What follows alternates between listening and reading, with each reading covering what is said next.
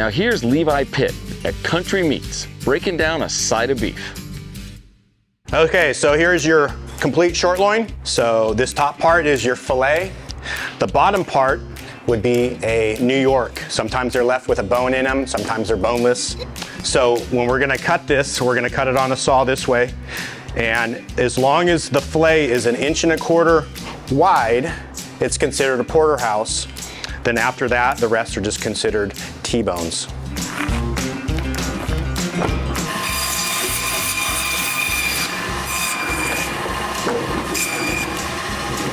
We'll get these scraped up and trimmed up.